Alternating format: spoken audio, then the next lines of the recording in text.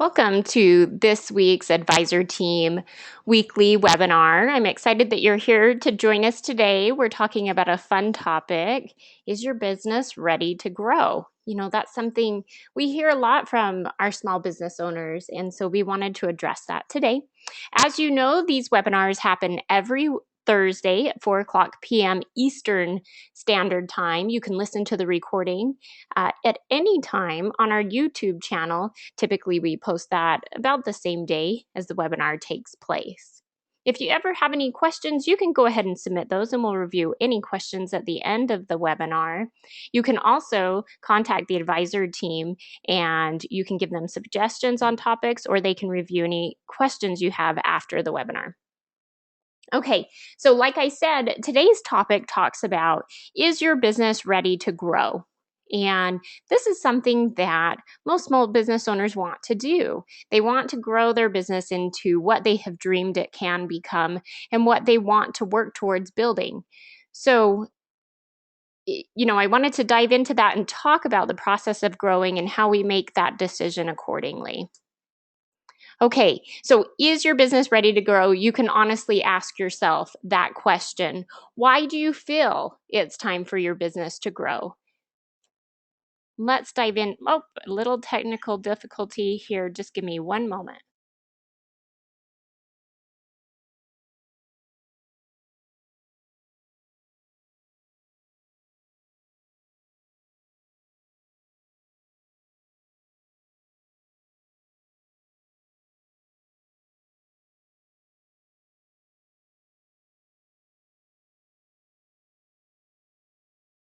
Okay, let's see if we can get this to go. Here we go. Okay, so why do you feel it's time for your business to grow? That's a good, honest question to ask yourself. What is your goal in growing your business? Why do you feel that it's time? This is a quote I liked from USA Today. It said, stretching too far, too fast is a common misstep among enthusiastic business owners eager for growth. At the ramifications of too rapid expansion can be great. It can bring on massive stress for the company, management, and employees, as well as potentially compromise the customer service and product quality. So we need to really ask ourselves, is the business ready to grow, and why do I feel like, as the business owner, why do I feel like it's time for my business to grow? As you honestly answer those questions, you will be able to answer what that internal drive is to grow your business and make sure that it's in tune with the integrity of your business and what you really want to achieve. A third of all small business owners and managers said that growing their firm is their company's single most important priority, according to the American Express Open Survey. So that is a common drive within most small business owners. Now, keep in mind, we all have different personalities. Entrepreneurs in general, they are okay with taking risks. And that's an inner drive, inner fire that they have. We want to make sure we look at that and understand that it's a personality trait within that entrepreneurial role. So we need to be able to balance that entrepreneurial spirit with wisdom. This quote I really, really liked. A nonprofit that supports entrepreneurship, he said that many entrepreneurs are strong-willed and optimistic and may even have a bit of, over exuberant, overconfidence is what he's trying to say here. So very strong will, optimistic, but almost overly confident, because if they've survived the initial startup stage, so they may feel overly confident when it comes to taking their firm to the next level. So we want to step back and sometimes understand, I'm an entrepreneur, but I need to also bring in wisdom and I need to look at things objectively. So understanding our personal strengths and weaknesses, our personalities, and so on is going to help us answer this question: is my business ready to grow? Okay, so growth. Do I have the resources needed? And this seems very simple, and I always keep my webinar simple because in reality, we become overwhelmed very easily. When we make things complex, we actually typically won't tackle them. So I keep it very simple. This is something I learned going through school. Professors and things love to use big terms, but the theory behind it, the actual strategy is very simple. So do I have the resources needed? Meaning, do I have the structure, the processes, the team? Can my team handle this? Do I know the numbers? Do you know, and we're going to talk about this more, but do you know the cost per item that you sell or the cost per service that you sell? Am I personally ready? Ask yourself, are you personally ready to tackle this growth and expansion? Because it's very taxing. Not trying to be negative here at all, because this is very exciting. Growth is a very exciting topic. What I'm trying to do here is just bring in the wisdom portion. Let's make sure we're making an educated decision so that this growth and expansion really works, or I'm giving it the best chance it can. So we need to ask ourselves these questions. Do I have the resources needed? So let's go over one more time. Structure. What is the definition of structure? Well, it's different depending on your type of business. So do I have enough building space? Do I have the e-commerce that I need? Do I have the equipment that I need? Do I have the structure that I need in order to handle this growth that I'm working towards? Because if not, what does that mean? I have to go get fixed cost financing to finance these structures, right? So your fixed costs go up, profit margins decrease, and we've got a problem. So we've got to factor all these things in. Or maybe it's not a problem. Maybe that's part of our plan of growing, but we need to understand, we need to make an action plan on how to go about tackling this growth. And so structure is an important item to identify. The next is processes. Do I have my processes in place? Do my team do they have managers? Do they know what their jobs are? Do we have effective processes? Do we have holes in our processes? Can my processes handle the volume I want to bring in? That easily segues into the team. We have to keep in mind, it is great, to have a team that works hard and effectively, but when we work them too hard, all of a sudden that scale tips from happy employee that feels valued and challenged to, now you've pushed me too far. Now I feel undervalued, overworked, and I'm not happy anymore. So we have to be careful that we don't tip that scale too far. So can my team handle that? Or does my team have the education needed to handle these changes? And then the numbers. One of my favorite shows to watch is Shark Tank. I'm sure you've all seen it. And I'm always surprised, although I know it's staged to a point, always surprised that in general, most of these small business owners do not know cost per item, what their profit margins are, and things like that. And I think, how in the world did you go on Shark Tank and not know these details? And then I remember it's the entrepreneurial spirit. It's such a wonderful thing where we start these businesses, we take a leap of faith, but there does come a time where we have to know the numbers. We can't run away from them. We need to know, because the math's going to tell you, this is how much I'm realistically making on this product or service. And you need to know that. So when you accumulate additional fixed or variable costs, then you know how it affects your cost to produce that item and what your profit will be. So you have to know the numbers inside and out. You have to know what your fixed costs are and your variable costs and so on. We'll talk about that in more detail. I don't want to overwhelm you like this is school. We're going to talk about it from a theory standpoint, not so much the technical terms of everything, but it's so important you know those numbers. And then, am I personally ready? Running a business takes so much time and energy, heart and soul. Are you ready for this? Is your family ready for this? Are you at a place where you can tackle this? And that's an honest, good question. You're still Superman either way, but you still need to honestly ask yourself that question. Okay, so now here's where we get into school. But we're going to make it easy. We're going to simplify things. So CVP, cost volume profit. CVP is used to measure the relationship. Turn on that thinking cap, wrap your brain around it. CVP is used to measure the relationship between fixed and variable costs. Okay? So fixed and variable costs, the volume, and your profits. We'll dive into it more. It shouldn't all sink in all at once.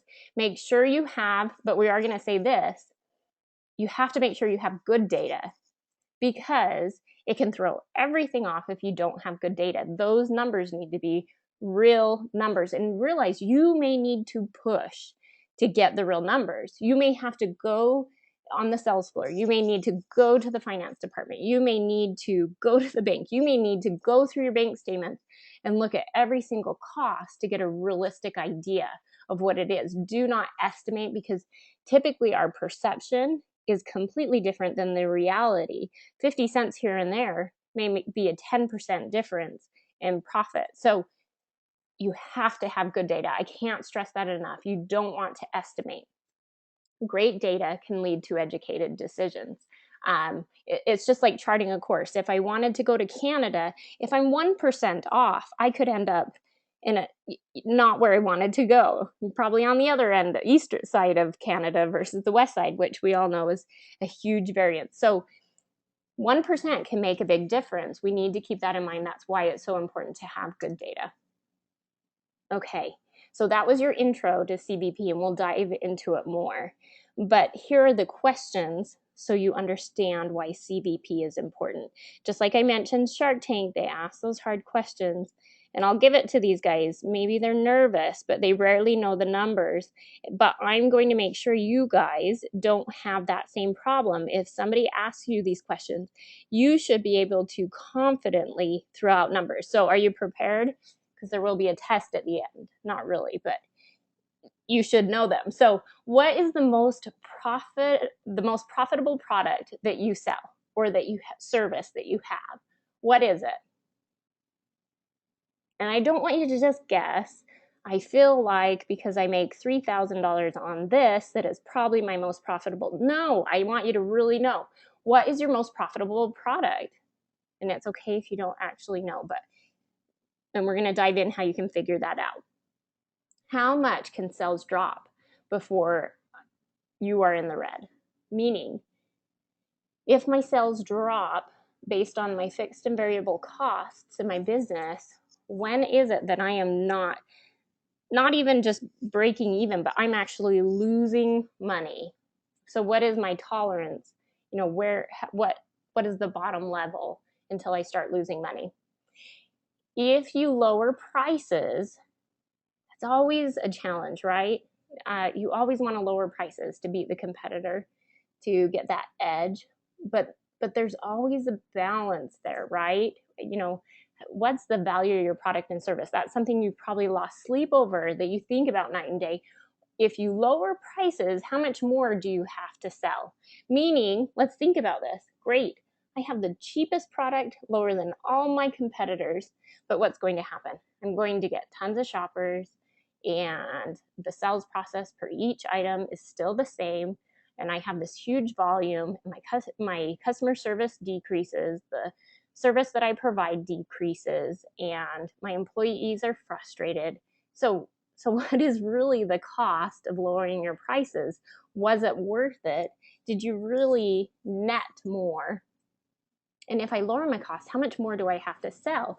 There's a balance there between those two factors, lowering prices and how much more do I have to sell, and do I have the structure, processes, and team in place to handle that? So many variables, but as a business owner, entrepreneur, you are lucky enough to get to think about those things. So if you lower your prices, how much more do you have to sell? Can you answer that question? And if I take out a loan, can I cover the added fixed cost and still make money? Okay, so think about it. If you went and got $20,000 in financing at 10% amortized over 60 months, can you handle that monthly payment and still make money? per product sold. And if you can't make it per product sold, how are you making money? Sometimes we can cloud the waters and we can kind of be oblivious to where we're making money or not, because if you took a snapshot at your bank account at one day, it could look like you're very profitable, but after you pay bills, you may have nothing left. You may be actually running in the red, but you feel like, I did 10 million in sales, I'm doing great, but you're not looking at the fixed cost and variable costs. You may just be looking at a snapshot of your bank account for the day. So you need to really know, if I add this fixed cost, will I still make money? Okay, factors of that's a tongue twister apparently today, CVP. So here we go. These are the actual technical terms of which have very simple explanations. Of course, we need to make things sound really complex, of course, right? So contribution margin analysis. What does that really mean? How much you make per product, service, or line. So we're breaking it down and we're giving it a fancy term, but it's the way it is. So your contribution margin analysis, how much you make per product, service, or line. Like I said, you need to know that off the top of your head. Break-even analysis, sales volume needed to break even, operating leverage, the effect of fixed cost on your business. And this is just a quick overview today. We could talk about this for days, although we would all be very bored, probably very well educated at the end. This is just an overview to get your mind thinking, and maybe you can do a little digging on your own. Fixed costs. So I've thrown this term out quite a bit. What do you think it means? Fixed cost. You're running a business. What are some of your fixed costs? Costs that are the same no matter the level of sales. So these are fixed costs that don't change based on how many sales you make. Things like your lease on your property. These are things that always cost the same. So I could get $1 million in sales, $1 million in sales, but the cost for my commercial lease is only $3,000 a month. That always stays the same. It does not adjust according to sales. So that would be a fixed cost. A variable cost, and on fixed costs, I just want to bring this up so your mind starts thinking about it, because we'll go into it more. Fixed costs are a wonderful thing, right? Think about it.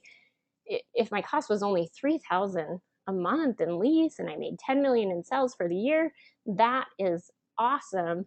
But think about it the other way. If I have a high fixed cost, right, it's not variable based on sales. As sales drop, or an outside source makes sales drop, like the economy or weather or something you have no control over, as those sales costs, but you have these fixed costs, it makes you more vulnerable. And we'll talk about that a little bit more, but I just wanted to start your brains thinking. So go to variable costs next, okay? Change wheels. Costs that fluctuate according to the level of sales. So this could be your sales team, of which you have on a commission structure, right? So I'm paying these employees based on volume. Maybe a variable cost like, let's see, the variable cost for the product that I'm selling. So if I sell 100 cell phones, then I have that variable cost of each cell phone, the goods that I'm selling. Okay, so sometimes everything's not black and white, I know. So there's mixed, fixed, and variable costs. For instance, like your phone service, you have a flat fee. This is how much it costs every month, but then it's variable in that the number of services I use, the amount of hours, the amount of features I use that month, and so forth. Basically, what we do in that situation, we look at it, is it more fixed or is it more variable? There's a lot of technical terms that dive into that, but that's really, when you boil it down, that's what you're doing there is when you account for it, you just sit back. Is it more fixed or is it more variable? Right now, that may change down the road. Okay, here we go. So this, I used some resources when pulling this together. This is from Business Owners Toolkit at Biz Filings, and it was there, and it showed very well, looking at those fixed costs and variable costs, okay, and contribution margin. So essentially, we're taking your contribution margin Let me pull this up here on my end. So your contribution margin is the percentage of sales dollar that remains after the variable costs are subtracted. So don't let your mind shut down. This is simple. You can get it. Percentage of each sales dollar that remains after the variable costs are subtracted. And you'll see this up here, right? So I've got the cost of my goods sold, the actual sales, the commissions. These are our variable costs right here. We add them together. This is my variable cost. Therefore, my contribution margin is what remains after. So if I took this number, subtracted it out from my total, this is what I have left. This means that for every dollar in sales, I get 34% of it. Okay, so 34 cents. Oh, here we go. And then we would also take out your fixed costs, and then that is what you are really left with. Sometimes as a business owner, it's more blissful to be oblivious of these items, but let's be honest, if you really want to grow and you want to build a solid business, you have to know these details. You can't make it through without, because you're going to make better decisions on whether to add or subtract a product, how to price your product and service and things like that. You know, other companies may price really low because they're ignoring these facts and they're not going to last long. So you have to think about your integrity, what you stand for, and how long you want to be around. Okay, so the next item, I like this one. This one's really fun. So if you have line or service or product A, B, and C, you could figure out the contribution margin per item. So this item, obviously at 54%, is my most profitable item. So yeah, sales team, go promote this item. Yes, marketing, let's focus more on this item, and so forth. Look at how looking at that data helped you obviously make the correct choice on how to motivate your team to sell a certain product, how to motivate your marketing department, and so forth, how to put more resources in that area to grow and develop that product. Okay, so let's go back here. So we talked about the contribution margin analysis, and that's what we just dove into. The break-even analysis is a little more, it's easier to understand. It's simple. Your break-even point is examining the effects of increasing, decreasing your fixed costs in your operating structure. So in regular terms, my break-even analysis is the sales volume I need to just break even, zero. My business can sustain itself. It's still in business. I'm not making money, really. We're breaking even. We're still in business. This is what it takes. So that's a variable of fixed cost in general. Your variables will also play into that. The next is your operating level. It's the effect of fixed cost on your business. So let's dive into that a little bit more. And then after that, we're done with our college course.